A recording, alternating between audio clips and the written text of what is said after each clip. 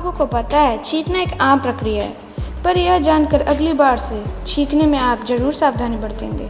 यदि आप बहुत ताकत से छींकते हैं तो उससे आपकी पसलियों में फ्रैक्चर भी हो सकता है। साथ ही अगर आप इसको दबाने की कोशिश करते हैं तो आपके सिर और गर्दन की ब्लड वेसल नष्ट हो सकती है और आप अपनी जान से हाथ धो बैठ सकते हैं। आप लोगों में से कितने लोग ये फैक्ट जानते थे, मुझे कमेंट सेक्शन में ज़रूर बताइएगा। तो गाइस आज के लिए बस इतना ही। अब मैं मिलूँगा आपको अगली वीडियो में। अगर आपको इस वीडियो का सेकंड पार्ट चाहिए तो मुझे कमेंट सेक्शन में ज़रूर बताइएगा, और चैनल पर नया तो चैनल को सब्सक्राइब करके पास वाले बेल आइकन पे ऑल का ऑप्शन जरूर सेलेक्ट करिएगा। तब तक के लिए गुड बाय।